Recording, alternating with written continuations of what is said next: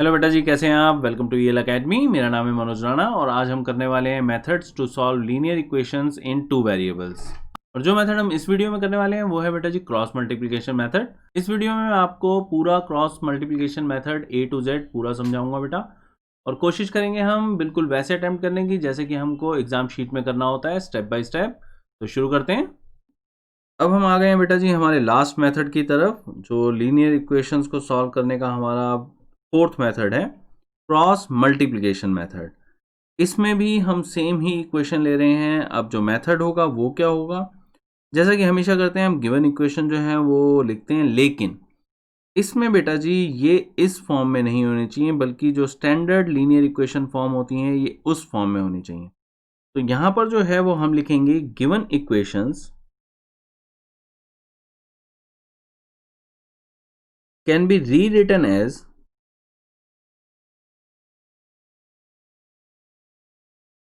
और यहां पर इसे चेंज कर देंगे ax plus b y plus c is equal to 0 form में। तो हमारे पास जो इक्वेशन है वो हो जाएगी 5x plus 2y minus 9 is equal to 0।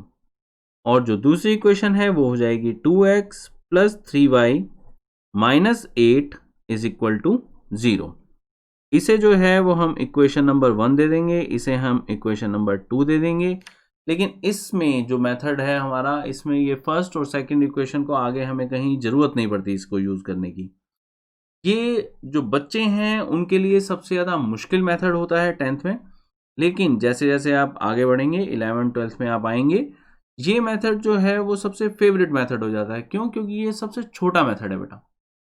अभी क्योंकि हमने इसको बिल्कुल शुरुआत से करना है, तो अभी के लिए हम क्या करते हैं, सबसे पहले यहाँ पर ध्यान रखते हैं कि हमें यहाँ पर एक डायग्राम बनाना पड़ता है। ऐसा नहीं है कि हम बिना डायग्राम के इसे सॉल्व नहीं कर सकते, लेकिन अगर हमने इसे पहले नहीं किया हुआ और हम इसको सीखना चाह रहे हैं तो डायग्राम जो है वो मस्ट होता है बेटा जी।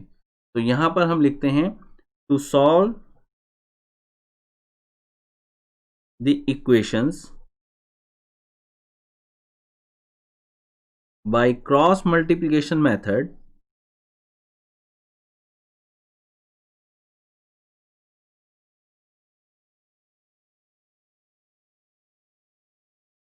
we draw the diagram as। और जो डायग्राम है हमारा वो बिल्कुल सिंपल है। अगर आप यहाँ पर ax plus b y plus c form जो है उसको देखेंगे बेटा, आपने क्या करना है, यहाँ पर जो भी आपके पास वैल्यूज हैं, सबसे पहले जो आपके पास ऊपर है वो तो आप लिख दीजिए x, y और 1। तो यहाँ पर हम मान लो x लिख देते हैं, थोड़ा सा गैप ले लेते हैं यहाँ पर हम, उसके बाद y लिख देते हैं और यहाँ पर हम 1 लिख देते हैं। अब जो है वो आपका ऑर्डर क्या रहेगा, आपका ऑर्डर रहेगा बी सी ए बी। ये ऑर्डर आप अच्छी तरह से ध्यान रखेंगे तो फिर आपको कहीं प्रॉब्लम आएगी ही नहीं बेटा। बी सी ए बी, तो आपने सबसे पहला नंबर जो है वो आपने यहाँ पर बी लेना है। तो ये आप इस तरह से यहाँ पर 2 ले लीजिए, ये आपके पास 2 आ गया। फिर उसके बाद आपने लेना है सी, तो ये आपके पास -9 आ गया। फिर आपने लेना है ए, ये आपके पास 5 आ जाएगा। और फिर बी जो है ये आपके पास 2 आ जाएगा। और इसी तरीके से आपने जो नीचे हैं वो आपने बी सी ए भी लेने हैं। तो सबसे पहले आपके पास 3 आ जाएगा, फिर उसके बाद आपके पास -8 आ जाएगा, उसके बाद आपके पास 2 और फिर 3। तो 2 और ये हमारे पास 3। ये जो डायग्राम है ये सीखने के लिए सबसे ज़्यादा एक इजी वे है बेटा। ऐसा नहीं है, मतलब ये जो हमने 4-5 लाइनें लिखी हैं कि हमें ये 4-5 लाइनें यूज़ करनी होती हैं, लेकिन हम इन 4-5 लाइनों के बिना इसे सीख नहीं सकते। जब आप कंफर्टेबल हो जाएं तो आप ये वाला सब कुछ जो है वो हटा सकते हैं। अब कैसे करेंगे इसे, इस मेथड में हम सबसे पहले यहाँ पर क्रॉस इस तरह से बना देते हैं।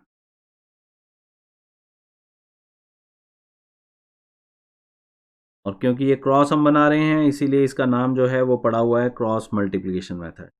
क्योंकि ये जो हम क्रॉस बना रहे हैं बिल्कुल इसी वे के अंदर हमने यहाँ पर मल्टीप्लाई करना होता है। और हमेशा ध्यान रखें कि जो फर्स्ट मल्टीप्लाई होती है वो हमेशा ऊपर से नीचे होती है, सेकंड मल्टीप्लाई जो है वो नीचे से ऊपर होती है। तो अब जो है अगर मान लो हम इसको सॉल्व करना चाहेंगे तो हमें यहाँ पर जो क्रॉस मल्टीप्लिकेशन है वो क्रॉस मल्टीप्लिकेशन हमें क्या क्या देगा उसकी बात करते हैं बेटा। यहाँ पर सबसे पहले जो है वो हम यहाँ सिंपल लिख देते हैं देन यहाँ पर जो हमारे पास मल्टीप्लाई होगा वो डिनोमिनेटर में जाएगा, ऊपर जो है वो हमारे पास x, y और 1 जो है वो न्यूमरेटर में रहेंगे। तो हम सबसे पहले जो है वो हमारे पास डिनोमिनेटर में क्या आने वाला है वो देखते हैं। 2 को -8 से मल्टीप्लाई करेंगे हम, और माइनस जो हमारे पास दूसरा प्रोडक्ट है यानी 3, इसे मल्टीप्लाई करेंगे -9 से। तो ये हमारा डिनोमिनेटर जो है ये है x का। फिर उसके बाद चलते हैं हम y की तरफ। यहाँ पर भी ऊपर से नीचे वाला मल्टीप्लिकेशन पहले होगा, तो हमारे पास -9 2 ये पहले, -8 और 5 का प्रोडक्ट बाद में, और ऊपर हमारे पास यहाँ पर y आ जाएगा। उसके बाद 5 और 3 ये पहले, -2 और 2 बाद में, ऊपर हमारे पास 1 आ जाएगा। तो ये जो है ये आपका पहला स्टेप होगा जो आपने डायग्राम के बाद जो है वो समझ के करना होगा। जब आप समझ जाएंगे तो आप यहाँ पर सिर्फ लिखेंगे to solve the equation by cross multiplication method we have, यहाँ पर सीधा यहाँ पर पहुँच जाएंगे। तो अब जो है हमें इससे ऊपर की कोई भी ज़रूरत नहीं है, तो अब हम इसको, क्योंकि हमें आगे लाइंस की ज़रूरत होगी, यहाँ पर ले जाते हैं। अब जो है नीचे इसको सॉल्व करना बाकी रह गया बेटा। अब जो है वहाँ पर हमारे पास क्या क्या आएगा।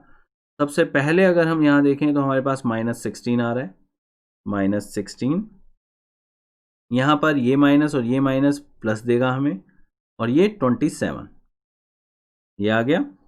ऊपर हमारे पास x है। यहाँ पर अगर हम देखेंगे तो हमारे पास -9 और 2 हमें -18 दे रहा है, माइनस माइनस प्लस 8 5 जा 40, और ऊपर हमारे पास y है।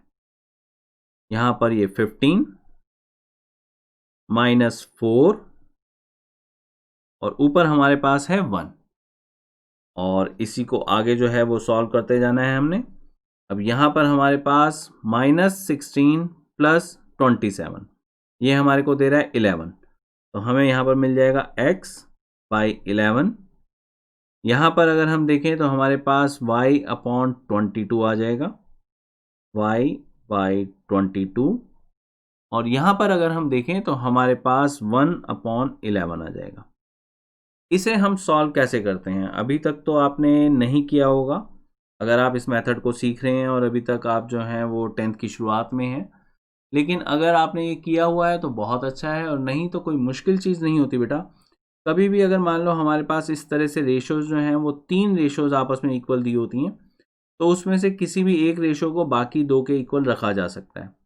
तो अगर x की वैल्यू निकालनी है तो ऑब्वियस है हमें x के साथ में कांस्टेंट रेशो चाहिए, और जब y की वैल्यू निकालनी है तो y के साथ में कांस्टेंट रेशो चाहिए।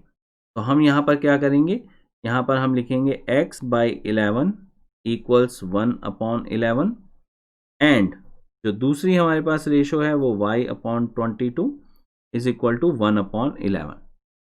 अब इसको हम सॉल्व करेंगे तो हमारे पास यहाँ पर जो है x अगर हमें चाहिए तो इसका जो डिनोमिनेटर है वो क्रॉस मल्टीप्लाई होता हुआ 11/11 देगा हमें, यानी 1। और अगर हम यहाँ पर y के साथ यही करें तो y को हम यहाँ पर रखेंगे, और जो डिनोमिनेटर में 22 है वो ऊपर चला जाएगा, 22/11 जो हमें यहाँ पर देगा 2। तो हमारे पास हम लिख देंगे हेंस x = 1 एंड y = 2।